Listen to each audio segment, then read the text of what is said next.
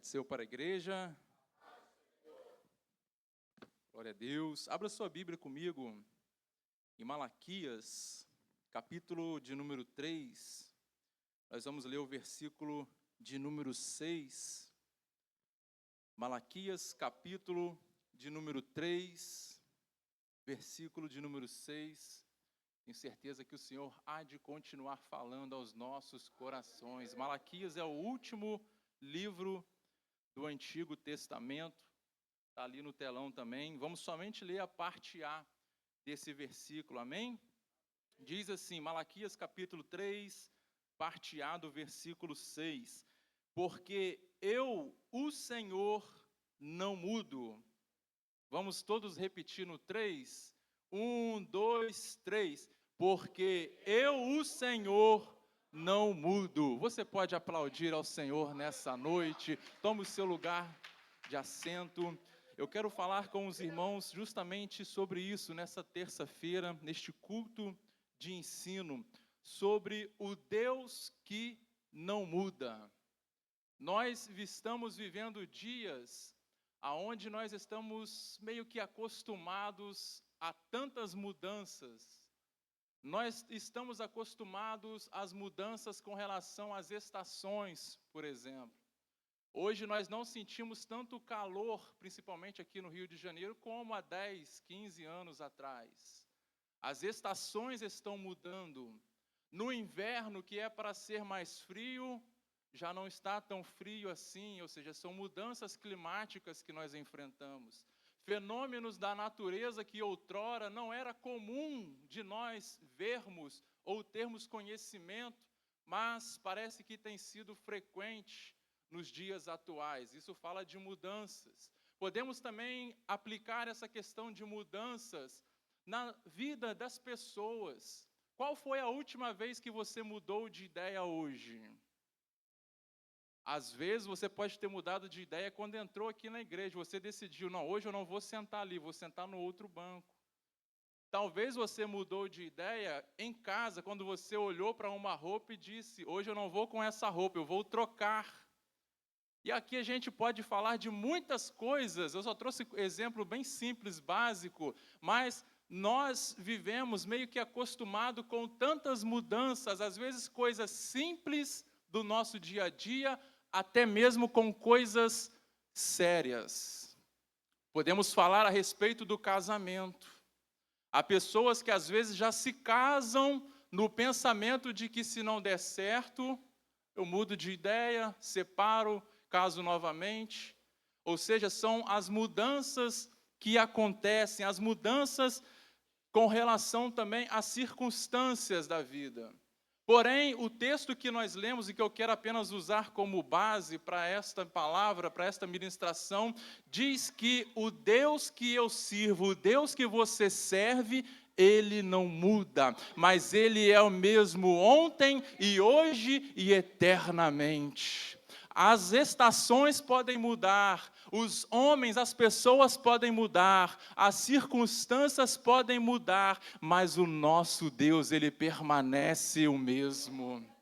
O nosso Deus, Ele não muda, como nós lemos aqui, e esta é uma das verdades bíblicas, dentre as muitas verdades bíblicas, esta é uma das que nos traz paz, que nos traz alegria, que nos traz conforto e refrigério para a nossa alma. Por quê? Porque se Deus não muda, então eu posso confiar nele plenamente.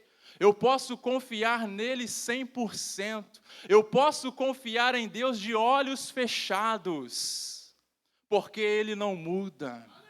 Se ele falou, está falado. Se ele disse, vai, eu posso ir. Se ele diz, vem para cá, eu posso ir para lá. Eu posso ir com os olhos fechados, apenas sendo guiado e direcionado por Deus e pelo Espírito Santo. Por quê? Porque eu sei que no meio do caminho, que no meio da trajetória, Ele não vai mudar de ideia. Ele não vai dizer assim como muitos homens dizem, pode confiar em mim. Mas lá na frente, mudam de ideia. E muitas vezes, quantas vezes nós já não nos decepcionamos com pessoas? Por quê? Porque confiamos na palavra do homem. Apesar de que a Bíblia diz, né, que ao homem é sim, sim, não, não, o que passar disso é procedência maligna. Mas nós, muitas das vezes, confiamos nas pessoas, confiamos nos chefes de trabalho, confiamos nos nossos parentes, em vizinhos, em muitas pessoas.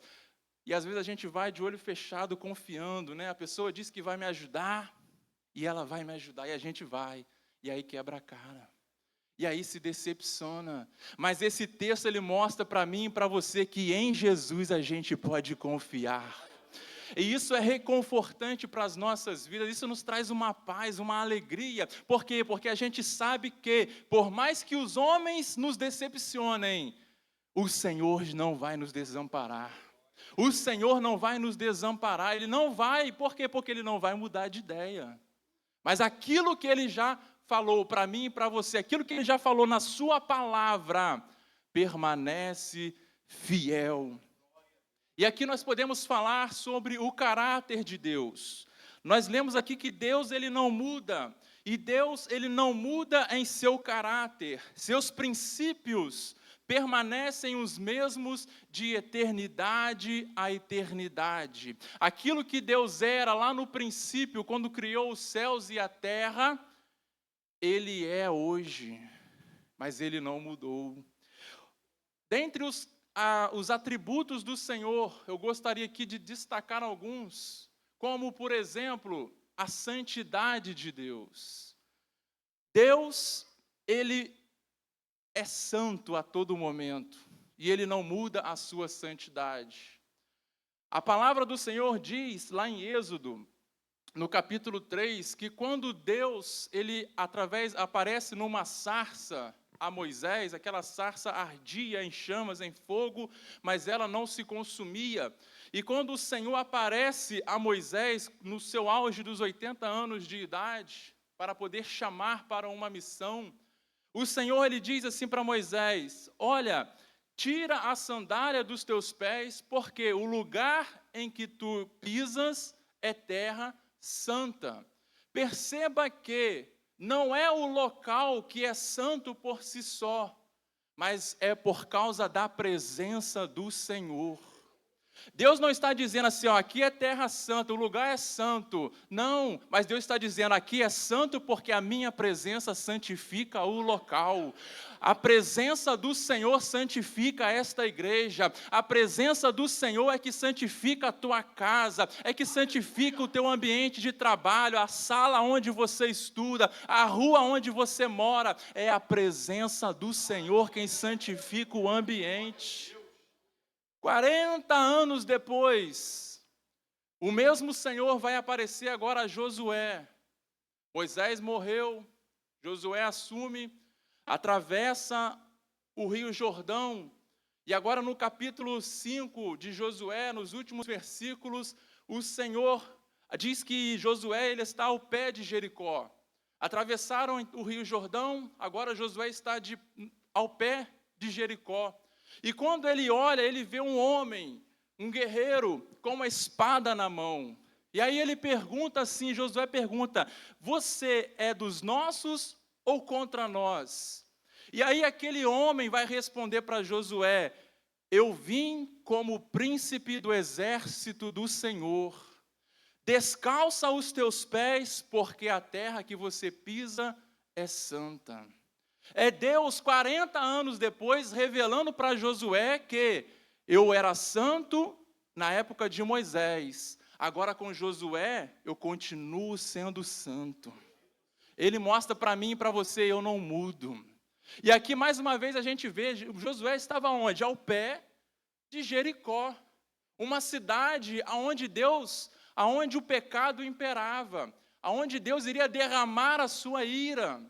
Então perceba que O problema, a grande questão não é o local ser santo, o ambiente ser santo, mas o X da questão é que é a presença do Senhor quem santifica o local, é a presença do Senhor quem santifica a tua vida, aleluia. Talvez na tua casa, eu não sei como está dentro da tua casa, mas é a presença do Senhor que santifica a tua casa. Na tua rua, mas na minha rua só tem problema, está cheio de bar aberto, tem prostituição, tem isso, tem aquilo, mas é a presença do Senhor que habita em você, que santifica a tua rua, que santifica, é a presença que você carrega. Tem pessoas que acham que é o local, tem pessoas que acham que é o objeto, e aí devotam o objeto, mas não é o objeto. Mas é a presença que eu e você carregamos. Essa presença que é santa. Uma outra coisa que nós podemos observar também em Isaías, no capítulo 6, no versículo 3, o que vai dizer? Isaías está tendo uma visão, e nessa visão ele vê os serafins. Ele diz, que eles tinham 6 asas, com 2 cobriam o rosto, com 2 cobriam seus pés e com 2 voavam. E o que esses serafins cantavam dizendo? Santo, santo, santo é o Senhor, 3 vezes santo, ou seja, muito tempo passou desde Moisés, desde Josué, mas o nosso Deus continua sendo santo. Em Lucas, no capítulo 4, versículo 34, Jesus ele entra em Cafarnaum, e lá até os demônios reconhecem a santidade do Senhor. Muito tempo passou, e Jesus ele está na sinagoga, e lá dentro da sinagoga tinha um homem endemoniado, veja, estava dentro da sinagoga, estava endemoniado, mas o demônio, quando vê Jesus, ele diz assim: o santo, este é o santo. Por quê? Porque ele não muda. Uma outra coisa que a gente pode ver com relação à santidade de Deus e que ele não muda, está lá em Apocalipse, no capítulo 4, no versículo 8, onde João agora ele também está tendo uma visão. E nessa visão ele vê o trono onde Deus está assentado, ele vê outros 24 tronos, onde tem os 24 anciões, ali também ao redor do trono de Deus, e ele vai ver os 4 seres viventes, e esses 4 seres viventes, eles estão dizendo assim: santo, santo, santo é o Senhor Deus, o Todo-Poderoso, que era e que é e que há de vir. Deus não muda, mas ele permanece santo, a eternidade à eternidade. Uma outra coisa, um outro exemplo da característica do Senhor com relação ao seu caráter, e que ele não muda, é que Deus, ele é justo. Em Deuteronômio, no capítulo 32, verso 4, Deus, ainda ali no período de Moisés, ele se apresenta como justo e reto. Deus, ele não se engana com relação à sua justiça. Tem gente que acha que Deus ele erra. Os homens, as pessoas lá fora acham que às vezes, Deus, no meio de tanta calamidade, no meio de tanto problema, mas por que aconteceu isso? Por que aconteceu tragédia? Por que aconteceu aquilo outro? Mas Deus, ele é justo. E ele permanece justo. A sua justiça permanece. Um outro exemplo que nós podemos dar aqui é lá em Romanos, no capítulo 1. Lá diz que as pessoas, os homens, eles desejaram mudar a verdade de Deus. Eles quiseram pegar aquilo que é verdade e transformar em mentira. E não é diferente dos nossos tempos, onde as pessoas querem pegar aquilo que é a verdade e transformar em mentira, e aquilo que é mentira transformar na verdade. Mas lá diz que Deus, por causa da sua concupiscência, entregou esses homens para a sua própria concupiscência, para os seus próprios desejos. Deus entregou esses homens. Mas muitos querem mudar a verdade de Deus. Mas a palavra de Deus nos diz que ele permanece justo. Ele não muda. O Senhor, a sua justiça é algo tão extraordinário que, às vezes, nós muitas vezes somos influenciáveis. Muitas vezes nós somos influenciáveis. Nós temos que influenciar, mas às vezes nós somos influenciados. Mas Deus, Ele não pode ser influenciado. Não tem como a gente querer dobrar o joelho e falar, Senhor, por que o Senhor não faz assim? Não adianta a gente querer, Senhor, por que tu não age daquela forma? Porque às vezes a gente quer influenciar até Deus na sua maneira de agir e trabalhar.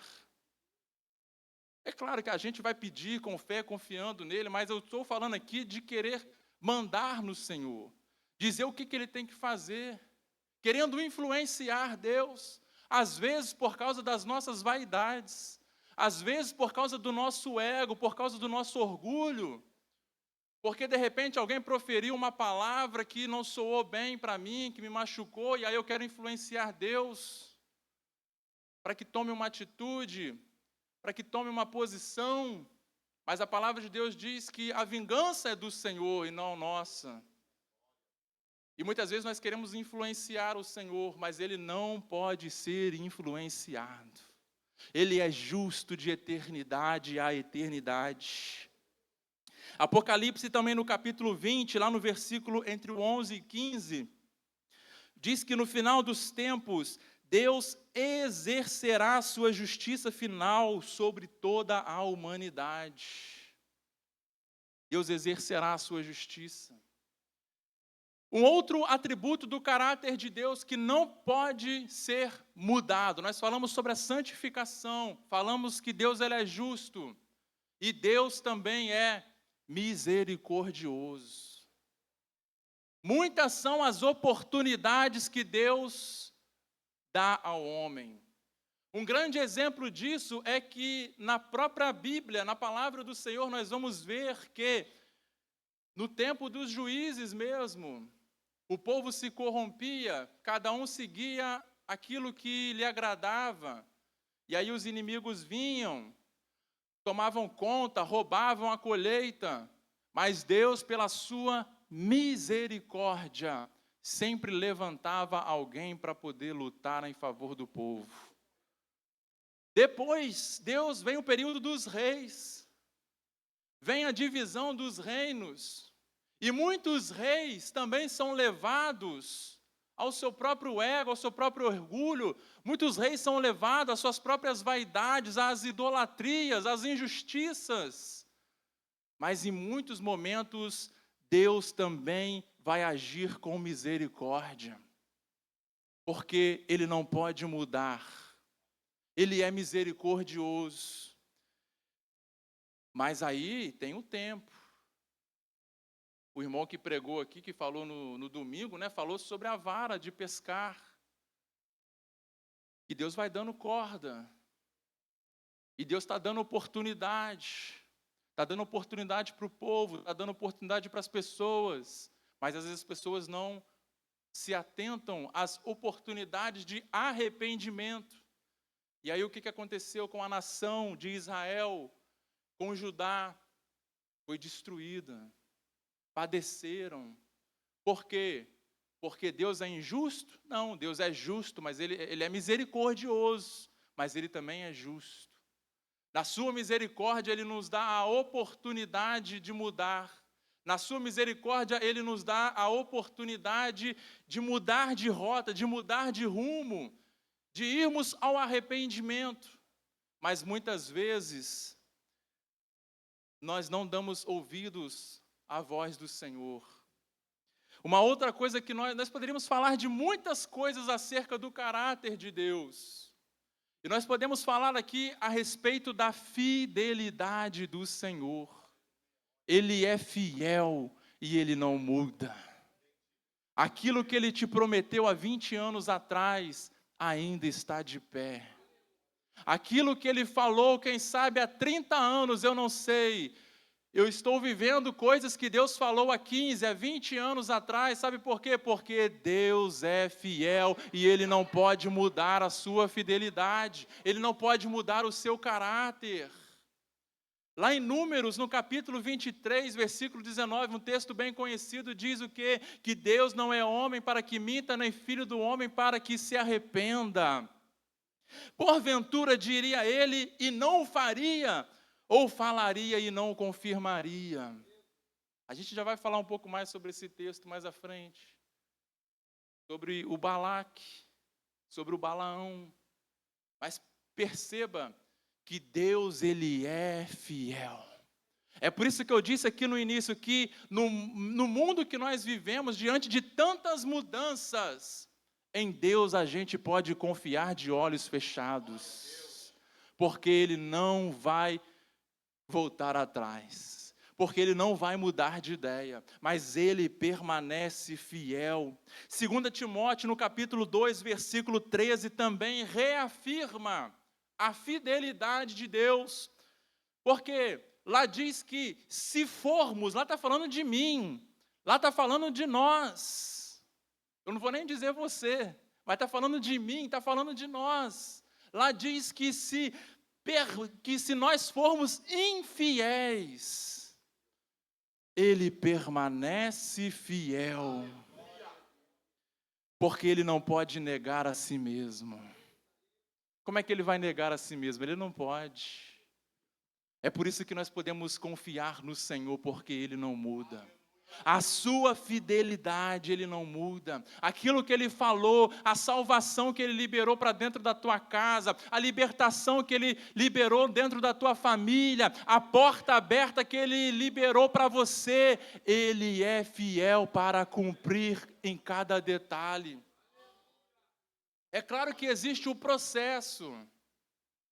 E às vezes o processo, como foi até falado aqui pela irmã no seu testemunho, às vezes não é fácil, muitas vezes não é fácil, é doloroso, mas vale a pena confiar no Senhor, vale a pena confiar nele, por quê? Porque Ele não muda, mas permanece fiel. Deus, Ele não muda em seus propósitos.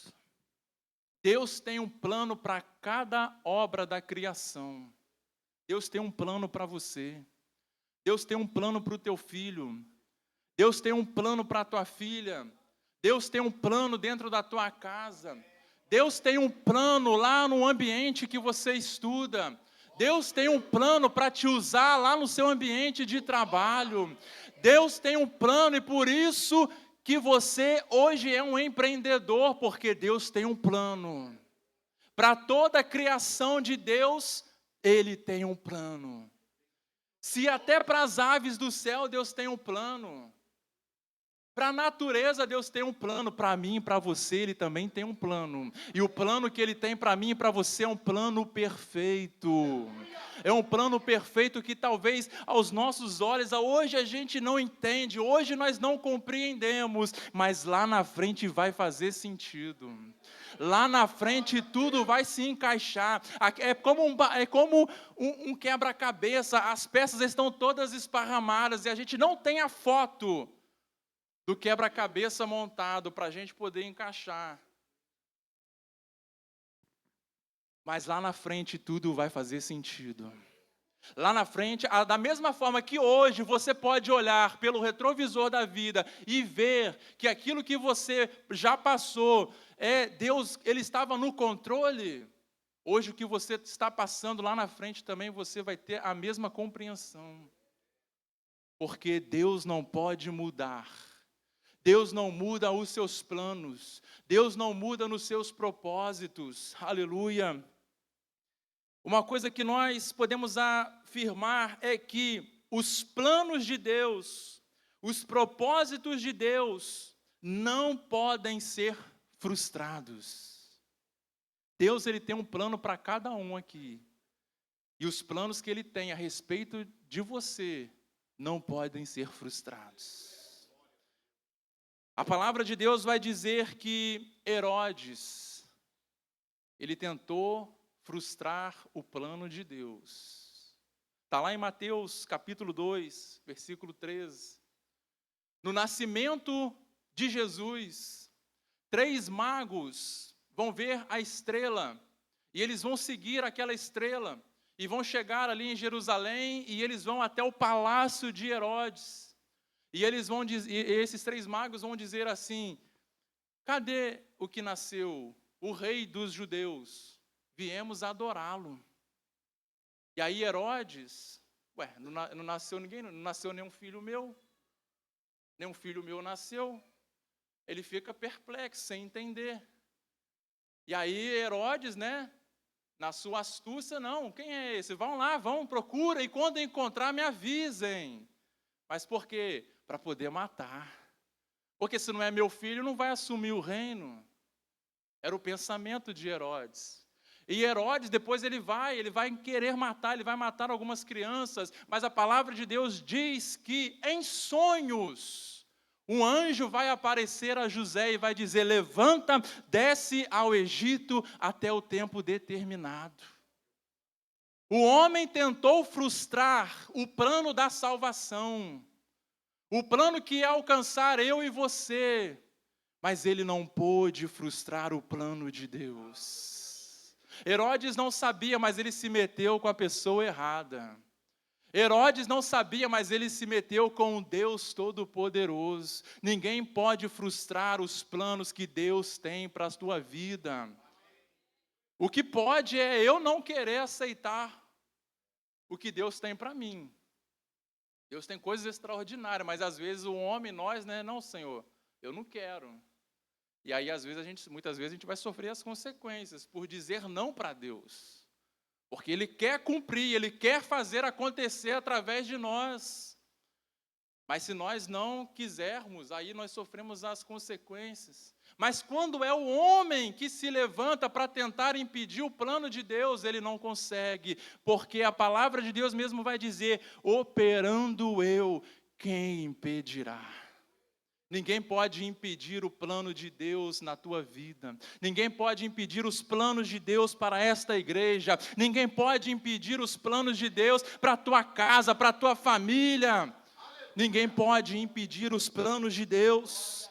É interessante esse texto de Herodes, que durante muito tempo da minha vida como cristão, eu ficava me perguntando: bom, se os 3 magos estão seguindo a estrela, para que eles entraram no palácio? Era só continuar seguindo a estrela, que a estrela levaria até a manjedoura onde Jesus estava. Era o meu entendimento. Mas aí a gente vai aprendendo na palavra do Senhor, e eu vi que na consciência humana faz todo sentido. Por quê? Porque se aquele que nasceu é rei, onde é que ele tem que estar? No palácio. Então faz todo sentido aqueles homens chegar em Jerusalém, parar de seguir a estrela e vamos para o palácio, já chegamos. E aí o Espírito Santo de Deus me fez saber que hoje, infelizmente, existem muitas pessoas que estão buscando Jesus dentro dos palácios de Herodes. Mas Jesus, ele não habita nos palácios de Herodes, mas ele habita em lugares simples, em lugares humildes. Aleluia. Existem lugares, eu sei, a gente precisa de um conforto, não estou falando nada contra isso não, mas existem hoje muitos lugares que só tem aparência, tem luxo, tem ouro, tem prata, mas o principal não tem, que é Jesus, que é a presença do Senhor. Sabe por quê? Porque às vezes o lugar é luxuoso, o lugar é bonito, tem ouro, tem prata, mas não tem humildade. Mas Deus habita no meio dos humildes. Ele habita aonde há humildade. É por isso que ele vai nascer numa manjedoura. Aleluia. Deus, ele não pode mudar em seus propósitos. Uma outra coisa que nós podemos observar aqui é que até aquilo que dá errado nas nossas vidas é Deus nos preparando para viver o plano perfeito que Ele tem para nós. Você já parou para pensar nisso? Tantas coisas que já deu errado na sua vida, tantas coisas que a gente olha, às vezes a gente fica decepcionado, a gente se frustra, a gente chora, deu errado, bate o pé, porque eu queria, mas não aconteceu. Mas até nisso é Deus trabalhando em nós. É Deus trabalhando no nosso caráter. É Deus trabalhando na nossa vida, é Deus trabalhando às vezes no ego, às vezes na vaidade, é Deus trabalhando nos sentimentos, é Deus trabalhando em alguma área da nossa vida, para quê? Para que a gente possa estar preparado para viver o plano perfeito que Ele tem para cada um de nós. Quantas coisas já não deu errado para mim? Quantas coisas já não deu errado para você? Se tudo tivesse dado certo para mim, eu estaria lá no mundo, isso se estivesse vivo. Se tudo tivesse dado certo para mim, eu não estaria na presença do Senhor, eu tenho certeza. Poderia até estar vivo, mas não estaria na presença do Senhor. Então, às vezes, a gente fica decepcionado, né? A gente quer tanto alguma coisa e não acontece, dá errado. Porque quando a gente faz alguma coisa, a gente faz crendo que vai dar certo, que tudo, né, coloca Deus na frente, na direção, mas às vezes não é porque Deus não está na frente, mas às vezes é porque não é da vontade de Deus, não é plano de Deus, não é projeto de Deus. E aí Ele vai nos direcionando aqui, direcionando ali, para vivermos o plano perfeito que Ele tem para nós. Diga para essa pessoa do teu lado assim, ó, Deus tem um plano perfeito para você. Deus tem um plano perfeito para cada um de nós nessa noite. Por mais que você, quem sabe, diga, pastor, acho que para mim não tem não. Para mim, na minha vez, acabou a caneta. Para minha vez, acabou a tinta da caneta para ele escrever. Porque está dando tudo errado na minha vida. É só problema, é só decepção, é só confusão. Está tudo dando errado. Mas creia que Deus está te moldando. Deus está trabalhando no teu caráter. Deus está trabalhando dentro de você. Deus está te dando resistência para você poder suportar o plano perfeito que Ele tem para a tua vida. Se Ele hoje entregar o plano que Ele tem para você, você, não estando preparado, você vai estragar tudo. Então, por isso que, primeiro, Deus precisa nos preparar. Deus precisa nos moldar, nos fazer mais resistentes. Nos fazer mais preparados, às vezes a gente, diante de tantas situações, se a gente for dar um exemplo aqui do nosso próprio pastor, presidente, pastor Natanael, quantas vezes ele já não foi criticado? Quantas vezes ele já não foi afrontado? Quantas vezes, né, ele já não apanhou, vamos dizer assim? Mas, lá atrás, Deus já havia dado resistência para ele. Deus já havia preparado ele. Por quê? Porque Deus já sabia que ele ia passar por tudo isso. Deus já tinha um plano perfeito para a vida dele. E assim é para a minha vida e para a tua vida. Hoje a gente não entende por que está apanhando, por que está acontecendo, o que está acontecendo. E aí a gente reclama, a gente murmura, a gente questiona, mas dá glória a Deus.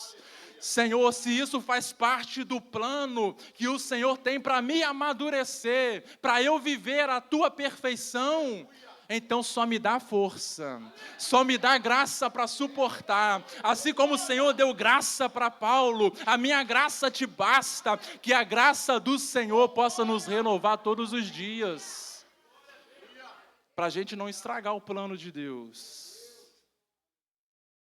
Glória a Deus. Ninguém pode frustrar o plano do Senhor. Lembra de Moisés? Ele vai nascer numa época que ninguém queria nascer. Ele vai nascer aonde? Num decreto de morte. Tinha um decreto de morte. Toda criança, menino do sexo masculino que nascer, morre. E ele vai nascer justamente nesse período. Mas Deus tinha um plano perfeito para Moisés. Não só para Moisés, mas para toda a nação. Você pode ter nascido diante de um decreto de morte. Você pode, às vezes a gente reclama, né? O problema é a família que eu nasci. O problema é a cidade que eu nasci, é o ambiente que eu nasci. Às vezes são ambientes negativos. Mas não tem problema não, porque Deus tem um plano para você. Uma outra coisa que nós podemos observar com relação a isso, eu falei aqui sobre o Números, capítulo 23. Ali nós vamos ver que Moisés, quando o povo de Israel tinha saído do Egito, estava caminhando pelo deserto em direção à terra prometida. Eles vão passar por um local e vai ter um rei ali, o rei Balaque, né, rei de Moabe, ciente de que o Deus de Israel é um Deus que faz proeza. Ele vai chamar Balaão, para quê? Para poder amaldiçoar o povo de Deus. Para poder amaldiçoar. Ele vai pagar, vai dar dinheiro, vai dar ouro, prata. Para quê? Para amaldiçoar aquele a quem Deus decidiu abençoar. E por 3 vezes Balaão vai tentar amaldiçoar o povo de Israel. Mas ao invés de amaldiçoar, ele vai abençoar. Sabe por quê? Porque aquele que Deus já decidiu abençoar, ninguém pode amaldiçoar. Deus tem um plano para a tua vida, e no meio dessa trajetória, no meio da nossa caminhada, muitas pessoas vão querer nos parar, muitas palavras de maldição vão vir contra a minha vida, contra a tua casa, contra a tua vida, contra a vida dos teus filhos, contra o teu casamento, muita palavra de maldição vai vir contra a tua vida, contra o teu negócio, contra o teu trabalho, contra a tua santidade. Vai ser santo num tempo como esse, vai ser separado num tempo como esse. Tantas palavras de maldição vão ser proferidas contra as nossas vidas, mas nenhuma delas podem nos atingir. Porque Deus já decidiu abençoar você. Deus já decidiu abençoar a tua casa, a tua família, o teu trabalho, a tua rua, os teus negócios, as tuas finanças, a tua saúde. Deus já decidiu abençoar. Por 3 vezes Balaão vai tentar amaldiçoar. Na primeira, ele vai lá, sobe num alto monte. E ele contempla todo o arraial de Israel, o acampamento. Ele contempla, ele tem toda a visão panorâmica, 100%. E aí ele tenta amaldiçoar, mas não consegue. E aí o Balaque, ele vai ficar revoltado, porque eu estou pagando para amaldiçoar e o camarada está abençoando. Então, peraí, vou levar para outro monte. Ele leva para outro local. E lá prepara o sacrifício, prepara os holocaustos, tudo de novo. Só que agora a visão não é 100%. Balaão, agora ele não vai ver todo o acampamento de Israel, não, mas ele vai ver só uma parte. Só uma parte. Porque talvez o problema era esse. Ele estava vendo todo o acampamento, agora ele vai ver só uma parte. E aí ele tenta amaldiçoar, mas não consegue. E aí é onde ele diz aquelas palavras que a gente muito bem sabe e profere, que Deus não é homem para que minta, nem filho do homem para que se arrependa. Isso aqui é Balaão que está falando. E aí vai ter a terceira tentativa. Não, já que não deu certo, vem para outro monte, vem para outro local. Mas não consegue amaldiçoar aquele a quem Deus já decidiu abençoar. E muitas vezes é assim na minha vida, na sua vida. O inimigo tenta amaldiçoar de frente, tenta amaldiçoar de costa, tenta amaldiçoar pela direita, tenta amaldiçoar pela esquerda, tenta amaldiçoar por cima, por baixo, de todos os lados. Mas aquele a quem Deus decidiu abençoar, ninguém pode amaldiçoar. É por isso que nós recebemos tantos ataques de todos os lados, palavras de todos os lados, mas elas não podem nos alcançar. Se nós verdadeiramente estivermos firmados na presença do Senhor, comprometidos com o Senhor, nenhuma palavra de maldição tem poder contra a nossa vida, contra a nossa casa. Toda palavra de maldição cai por terra no nome santo do Senhor Jesus Cristo. Por quê? Porque Deus já decidiu nos abençoar. E Ele não muda. Ele não volta atrás nas suas palavras. A gente pode aqui, antes de finalizar, falar de José. Tentaram frustrar o plano de Deus na vida de José. Tentaram, até o que parecia que ia dar errado, no final deu certo para a vida de José.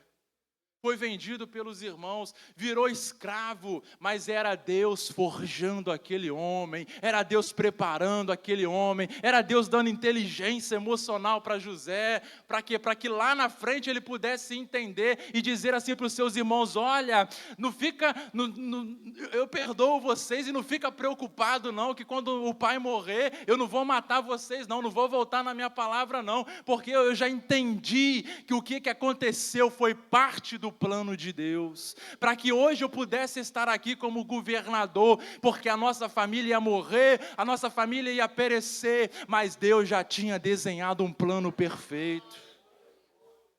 É por isso que muitas vezes a gente se chateia, a gente fica triste quando as coisas dão errado. Mas quando a gente está na presença do Senhor, confiando na presença do Senhor, a gente sabe que Ele tem o melhor para nós. Deus, Ele não trabalha com plano B. Deus só tem um plano, é o plano perfeito. Ele não tem plano B, quem tem plano B somos nós, o plano C, o plano D, o plano Z, o AA, BB, CC, 500 planos, o alfabeto inteiro, tudo. Mas Ele só tem um plano, e esse plano é perfeito para mim e para a tua vida. Abraão e Sara tentaram interferir no plano de Deus, tentaram dar uma ajuda para Deus, mas no plano perfeito de Deus, Ele não precisa de ajuda, Ele não precisa de reajuste, Ele não precisa de ajuda humana, interferência humana, porque o plano dele já é perfeito e Ele não muda nos seus planos e nos seus propósitos. Se coloque de pé nesse momento. Eu quero orar com você. O Deus que não muda, Ele tem cuidado de você. O Deus que não muda, Ele tem cuidado de nós nos mínimos detalhes. 1 Pedro, no capítulo 5, verso 1, vai dizer o quê? Lançando sobre Ele todas as nossas ansiedades, porque Ele tem cuidado de vós. O Deus que não muda, Ele cuida de você. O Deus que não muda está cuidando de cada um de nós. O Deus que não muda está cuidando dos teus sentimentos. O Deus que não cuida está cuidando da tua saúde. O Deus que não muda está cuidando das tuas finanças. O Deus que não muda está cuidando nos mínimos detalhes. Está cuidando da tua família, está cuidando de você. Está cuidando de nós. Vamos orar, abaixa a tua cabeça. Senhor Deus e Pai Todo-Poderoso, muito obrigado pela tua palavra nesta noite, Senhor, porque hoje nós vamos sair daqui podendo reafirmar para todo mundo ouvir que o Senhor não muda, que o Senhor é o mesmo ontem e hoje e eternamente. Que aquilo que o Senhor projetou para nós, para nossa casa, para nossa família, independente das circunstâncias, independente das mudanças deste mundo, que por causa da tecnologia, por causa dos avanços, independente de qualquer coisa, o Senhor não muda, e cada palavra que o Senhor já liberou para as nossas vidas, elas hão de se cumprir, para a honra e para a glória do Teu nome, em nome de Jesus, amém e amém, glória a Deus.